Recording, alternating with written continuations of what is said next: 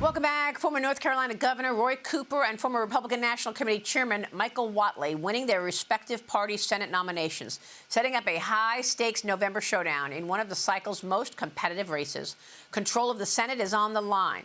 Republicans holding currently a 53-47 majority.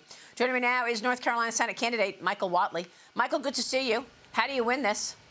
We win this by having a conversation with every family, with every community across North Carolina to talk about the issues that they care about. The same issues that President Trump carried North Carolina on 3 different times are the issue sets that we're going to be fighting on. We need to rebuild our economy. We need to restore our borders and keep our communities safe. And we need to make sure that our men and women in uniform have what they need to carry out their mission and protect our interests around the world. Yeah, I mean, it's a great point. What are you going to do to explain who your competitor is here? Roy Cooper. Yeah, we need to have an honest conversation about Roy Cooper's record. This is a guy who on every single 80-20 issue has been on the wrong side of those issue sets. He has voted as a legislator to raise taxes. As a governor, he vetoed tax cuts. He has always wanted to tax every dollar he could get his hands on and spend it. I want to cut taxes and make sure that people have enough money to be able to spend on the ways that they want to. We talk about crime. Roy Cooper's the most soft-on-crime governor in the history of North Carolina. I'm going to back the blue, and I'm going to put criminals behind bars. Well, I mean, look, one of the issues that the Democrats will not take on is this SAVE Act. And I want to get your take on that. I spoke with both Dave McCormick from Pennsylvania, Senator from Pennsylvania, and Bill Hagerty from Tennessee. Here's what they told me. Watch. You're looking at a guy who lost his first race by 900 votes, won his second by 15,000 of 7 million. Every vote has to be legitimate and count. And just last week, there was a guy, Mahadi Sacco, in Pennsylvania who was arrested. He was supposed to be deported in 2000. He's been in the country for 26 years illegally, and he was charged with voting 5 times in national elections. Yeah. So this is a thing. This is a real issue, and that's why I'm going to be a strong supporter. I put out a post over the weekend asking our audience what they wanted to hear most about this show.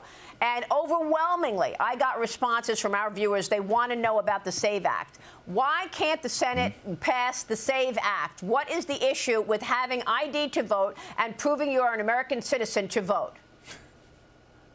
The way you frame the question, Maria, I think is the way the American public feels about it. Why should there be an issue when you have over 80% of the American population want to see this? More than 90% of Republicans, over 80% of independents, over 70% of Democrats want to see this. Yet you've got Democrats in the Senate, none of them want to step up and deal with this right now. These are issues that the American public want addressed. If you think about it, Leader Thune is going to put this on the floor Tuesday. He's going to put the SAVE Act on the floor Tuesday. Let's hear the Democrats try to defend why it is that we shouldn't have voter ID, why it is that people should be allowed to vote. I plan to be on the floor, every moment of this coming week, battling this out, and I hope the American people will convey the message that you've heard to their Democrat legislators as well, so we can get this over the finish line. Well, I mean, what does over the finish line mean? I mean, if you can't get, what about this talking filibuster? Because I think John Thune said that you don't even have Republican support for that. Is that what we're going to hear on Tuesday? A talking filibuster? Or could that go on? I'm certainly willing to do that. I'm certainly willing to move into that zone. I think let's get on the floor. Let's start this debate and see how embarrassed the Democrats are as they try to articulate an indefensible position. Michael, how do you see it? Well, look, I mean, we need election integrity. At the RNC, as the chairman, I built out the first ever national election integrity program. Laura Trump, myself, we had Pam Bondi and Kash Patel and Matt Whitaker toured the entire country. We recruited 6,500 attorneys, 235,000 volunteers to be in the precincts. Anytime a vote was cast or counted, we filed 175 lawsuits to protect the ballot across the country. We need to get this done, and the Democrats have been abusing the filibuster this entire congressional cycle. Look at what has happened with President Trump's nominees, where not a single one of them has gone across with unanimous consent. We need to stop the Democrats' abuse of the filibuster, and we need to get this bill done now. Well, you've got credibility on the subject. We know that. Chris Johnson, jump in here.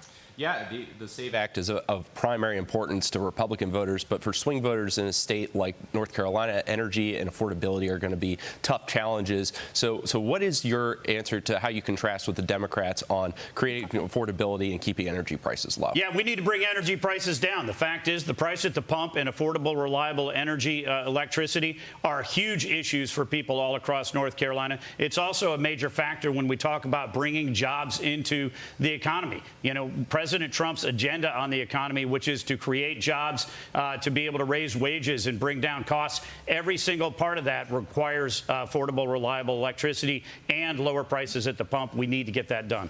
So affordability, the SAVE Act, any other priorities you want to share with us should you get that Senate seat? Well, I think the biggest issue that we're dealing with right now is crime, and the fact that Roy Cooper is the most, pro-crime governor in the history of North Carolina. He signed executive orders and brought in pretrial release and cashless bail. He put criminals back on the streets again and again and again. He also signed on to a court settlement, let over 4,000 violent criminals out of jail because he was worried they were going to get COVID, including the murderer who went on to murder Irena Zarotska. So, we have a real difference between me and Roy Cooper. This is going to be a choice election, and we're either going to have a senator in North Carolina who wants to be a conservative champion and an ally for President Trump with me, or we're going to have Roy Cooper, who's a card-carrying member of the woke mob. All right, we will leave it there. Michael, thank you so much. Michael Whatley, stay with us. We'll be right back.